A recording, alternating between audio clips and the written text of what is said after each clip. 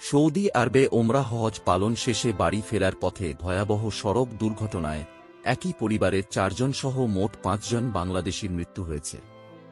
মর্মান্তিক এই দুর্ঘটনায় প্রাণ হারিয়েছেন এক দম্পতি, তাদের 2 কন্যা এবং গাড়ি চালক। নিহতদের বাড়ি লক্ষ্মীপুর জেলার রামগঞ্জ উপজেলায়।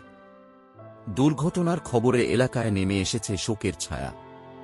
স্বজনদের আহাজারিতে ভারী হয়ে উঠেছে পুরো গ্রাম। স্থানীয় সূত্রে জানা গেছে, ওমরাহ পালন শেষে জেদ্দা থেকে বাসায় ফেরার সময় রোববার গভীর রাতে এই দুর্ঘটনা ঘটে।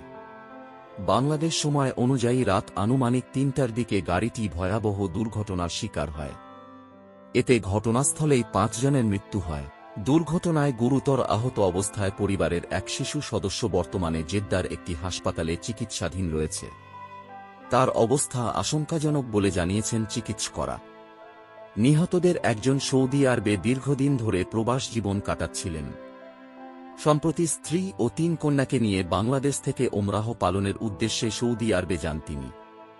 আনন্দের সফর শেষ পর্যন্ত রূপ নেয় চরম ট্র্যাজেডিতে। এ ঘটনায় নিহতদের পরিবার শোকে বাকরুদ্ধ। সন্তানের মৃত্যুতে পিতার কান্না আর স্বজনদের আহাজারি হৃদয়বিদারক পরিবেশ তৈরি করেছে এলাকায়। রামগঞ্জ উপজেলা প্রশাসন জানিয়েছে, ঘটনাটি অত্যন্ত মর্মান্তিক। নিহতদের মরদেহ দেশে ফিরিয়ে আনতে প্রশাসনের পক্ষ থেকে প্রয়োজনীয় সব ধরনের সহযোগিতা করা হবে। ওমরাহ শেষে প্রবাসীদের নিরাপদ যাত্রা নিশ্চিত করতে আরও সতর্কতা ও কার্যকর ব্যবস্থা নেওয়ার দাবি জানিয়েছেন স্থানীয়রা। এরকম আরও আপডেট পেতে আমাদের চ্যানেলটি সাবস্ক্রাইব করুন।